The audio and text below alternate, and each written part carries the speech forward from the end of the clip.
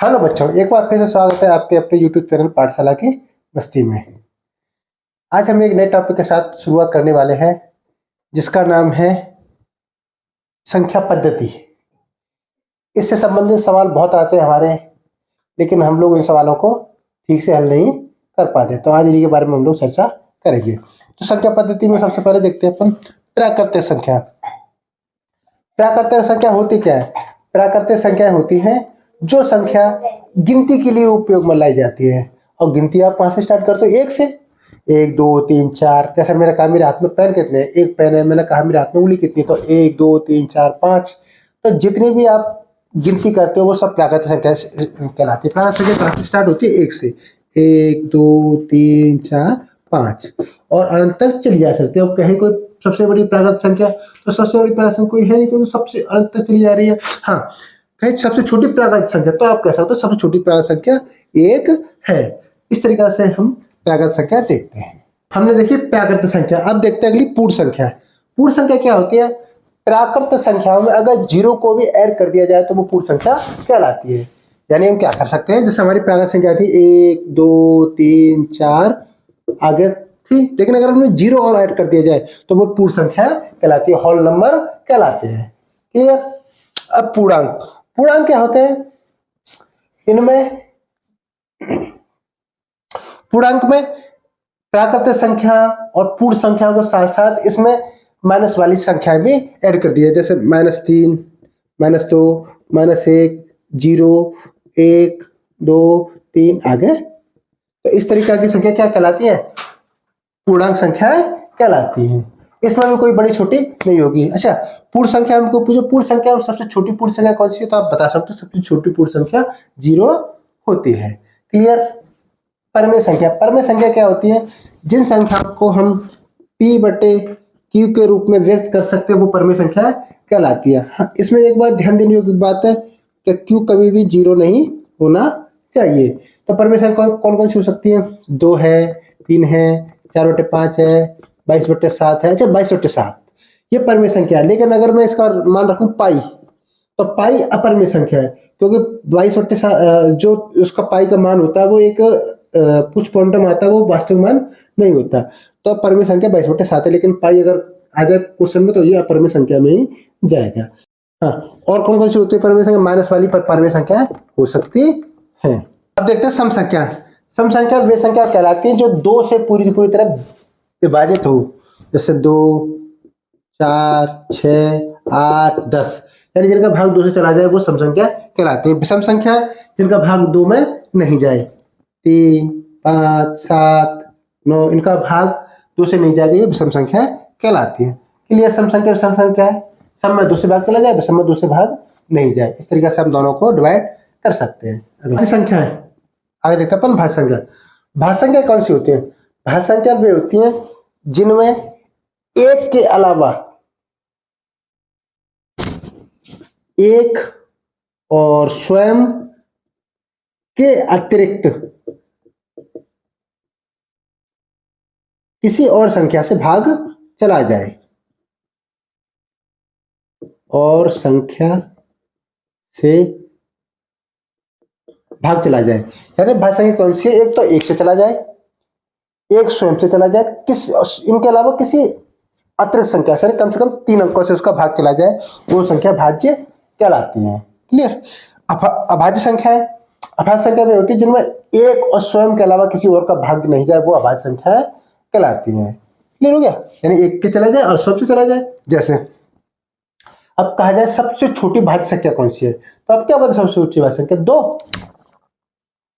लेकिन 2 में 1 का भाग जा रहा है और 2 का भाग जा रहा है, किसी और का जा नहीं रहा, तो ये आपका गलत हो सकता है।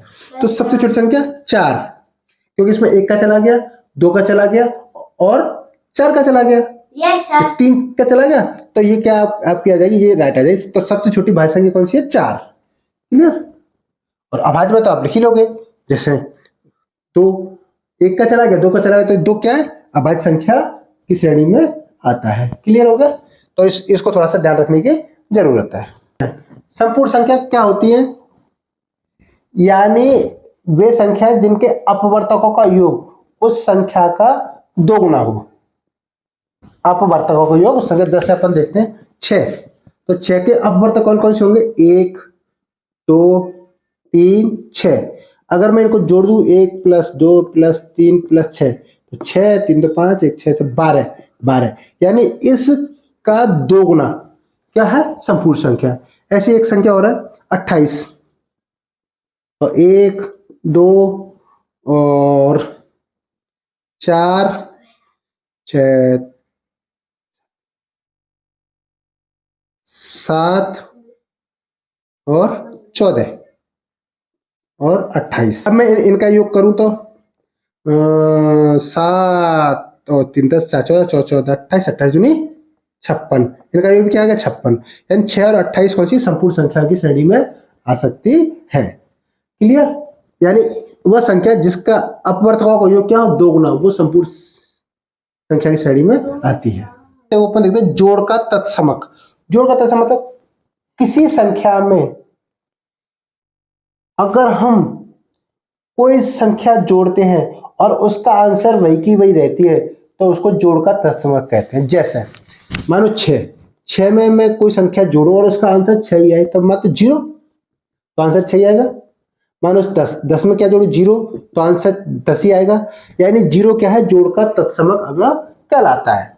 अच्छा, गुणा का तत्समक किसी संख्या में अगर मैं किसी संख्या गुणा करूं और उसका उत्तर वही की वही आए तो वह उसका गुणा का तत्समक कहलाता है। गुणा का तत्समक होता है 1। जैसे 5 में अगर मैं 1 का गुणा करूं तो आंसर 5 ही आएगा।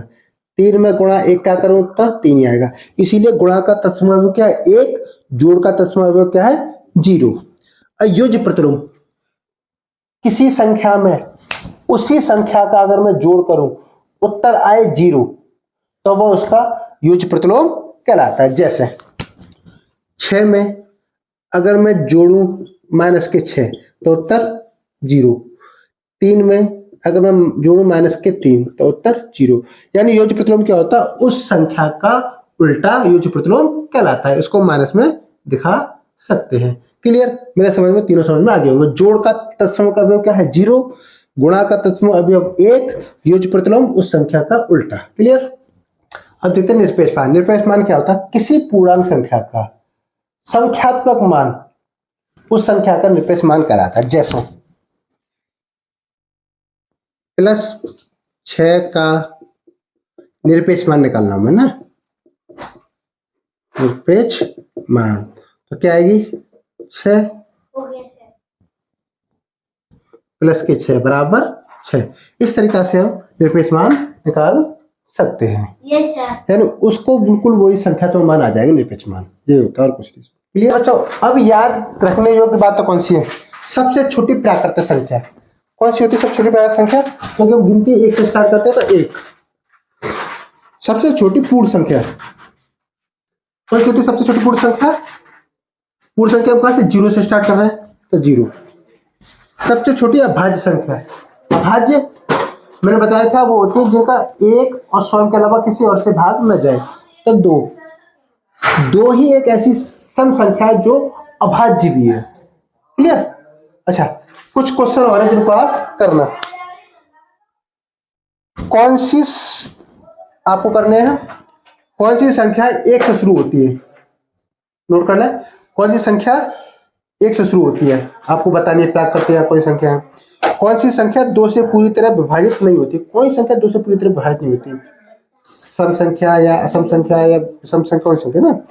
क्या 0 एक प्राकृतिक संख्या है? क्या 0 एक प्राकृतिक संख्या है? क्या 7 एक अभाज्य संख्या है? ये मेरे पास 4 प्रश्न है। आप 4 प्रश्न कमेंट बॉक्स में इनके आंसर देना। वीडियो पसंद आते लाइक शेयर सब्सक्राइब जरूर करें और ज्यादा से ज्यादा आप कमेंट करें। वीडियो देखने के लिए बहुत बहुत धन्यवाद।